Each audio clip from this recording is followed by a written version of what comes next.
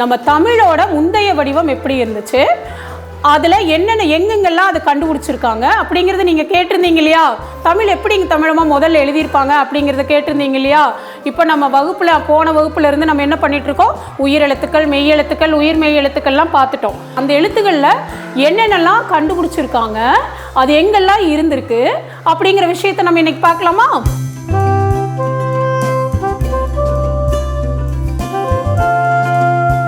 நான் இங்கே SSB வித்யாநிகேதன் பள்ளியில் 25 ஆண்டுகளாக தமிழ் ஆசிரியையாக பணிபுரிந்து கொண்டிருக்கிறேன். என்னுடைய மாணவர்களுக்கு தமிழோட முந்தைய வடிவமான தமிழையை தமிழோடு இணைந்து கற்றுக் கொடுத்துட்ருக்கேன்.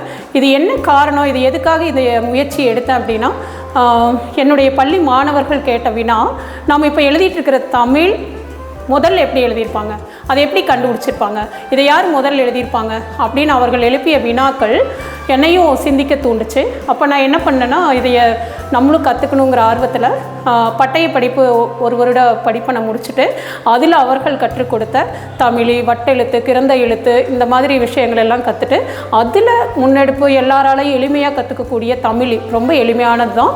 அந்த விஷயத்தை தொடக்கப்பள்ளி மாணவர்களுக்கு கற்றுக் கொடுக்குறேன். இதனோட அவசியம் என்னன்னு பார்த்திங்கன்னா, நம்மளோட மொழியோட வளர்ச்சி அவங்களுக்கு ரொம்ப தெரிஞ்சிருக்கணும்னு நான் ஆசைப்படுறேன். அது மட்டும் இல்லாமல் ஒரு ஆசிரியர், தமிழ் ஆசிரியர், மொழி ஆசிரியர் அப்படிங்கிறவங்க குழந்தைகளுக்கு நீதி கருத்துகள், நம்மளுடைய பண்பாடுகள், மொழி, கலாச்சாரம், இது எல்லாத்தையுமே கொண்டு போய் சேர்க்கக்கூடிய ஒரு மிகப்பெரிய கருவியாக நான் என்னை பார்க்குறேன். அப்போது என்னுடைய ஆரம்ப கல்வியில் குழந்தைகளுக்கு இதை நம்ம ஊட்டிட்டோம் அப்படின்னா எதிர்காலத்தில் அவர்களுக்கு தமிழ் மேல் இருக்கும் ஆர்வம் அதிகமாகலாம். அதுக்கு ஒரு உந்துதலாக இது இருக்குன்னு நான் நினைக்கிறேன். இது சுமார் 2000 ஆண்டுகளுக்கு முற்பட்ட மொழி தான். குகைகள்லேயும், கல்வெட்டுகள்லேயும், பாறைகளிலையும், கோவில் சுவர்களிலையும் கண்டுபிடிக்கப்பட்ட மொழி. இதை எப்படின்னா, தமிழ் அறிஞர்கள் நிறைய இதுக்காக அவங்களுடைய வாழ்க்கையை தியாகம் பண்ணி நமக்காக கண்டுபிடிச்சி கொடுத்துருக்காங்க.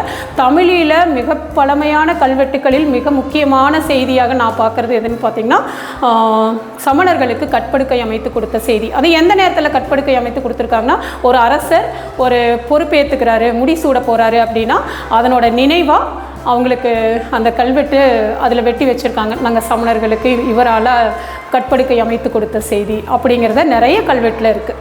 தமிழ் கற்றுக் கொடுக்கறதுங்கிறது ரொம்ப சவாலான நிலை தான். ஆனாலும் எங்கள் பள்ளி மாணவர்கள் ஓரளவுக்கு ஆர்வமாக இருக்கிறதுனால அவர்களுக்கு இந்த விஷயத்தை நான் எடுத்து கொண்டு போக முடியுது. அவர்கள் தமிழை விட அந்த மொழி எப்படி எழுதியிருப்பாங்க அப்படிங்கிற அந்த ஆர்வம், புதுசாக கற்றுக்கிறது எப்பவுமே எல்லாத்துக்குமே ஆர்வம் இருக்கும். அதை ஆர்வத்தோடு கற்றுட்ருக்காங்க. 10 வயதுக்குட்பட்ட குழந்தைகள்ங்கிறதுனால அவங்களோட பெற்றோரோட உதவியால் இணையத்தில் கிடைக்கிற தகவல்களை சேகரித்து அதனுடைய காப்பியெல்லாம் எடுத்துகிட்டு வராங்க. ஆர்வத்தோடு அது என்ன எழுத்து இருக்குது, நம்ம இதில் எழுதுகிற எழுத்துக்கும் அதுக்கு என்ன வித்தியாசம் இருக்குங்கிறத அவங்களே கற்றுட்ருக்காங்க. முக்கியமாக முதல்ல கிடைச்ச கல்வெட்டு தமிழில் அப்படின்னு பார்த்திங்கன்னா மாங்குளம் கல்வெட்டு. அந்த கல்வெட்டு அவங்களுக்கு வாசிக்கவும் தெரியும், அதனுடைய பொருள் அவங்களுக்கு உணர்ந்திருக்காங்க. அதுக்கப்புறம் பார்த்திங்கன்னா புகழூர் கல்வெட்டு, ஜம்பை கல்வெட்டு, இது முக்கியமாக 3மே வரலாற்று சிறப்புமிக்க கல்வெட்டுக்கள். அந்த 3மே அவங்களுக்கு நல்லா வாசிக்கவும் தெரியும், எழுதவும் தெரியும், படிக்கவும் தெரியும். மாணவர்கள் என்ன பண்ணுறாங்க, நம்மளோட மனப்பாட செய்யுள் பகுதிகள், அவர்களுடைய பெயர்கள், அவர்களுடைய குடும்ப நபர்களின் பெயர்கள், அவர்கள் நண்பர்களின் பெயர்கள் எல்லாத்தையும் தமிழில் எழுதி காட்டுறாங்க. அதில் பிழை இருந்தால் நான் சரி பண்ணி கொடுப்பேன்.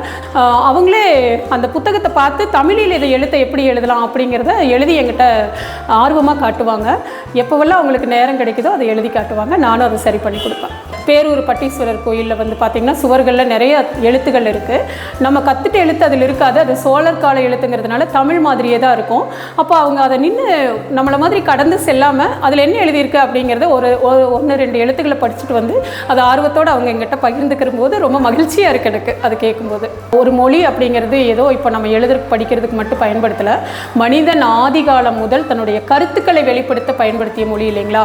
அப்போ நம்மளோட மொழியை சொல்லிக் கொடுக்கும்போது அவங்களுக்கு அதனோட வரலாற்றையும் இணைத்து சொல்லக்கூடிய பருவம் அப்படிங்கிறது ஆரம்ப கல்வி. அதுலேயே அவங்களுக்கு அந்த ஆர்வத்தை ஊக்கப்படுத்திட்டோம் அப்படின்னா அவங்க அடுத்தடுத்து அவங்க அதில் நிச்சயமாக சாதிப்பாங்கங்கிற நம்பிக்கை இருக்குது. தமிழி நம்ம அடையாளம், தமிழர்களின் அடையாளம். அதை போற்றி காக்கிறது நம்மளோட ஒவ்வொருத்தரோட கடமை.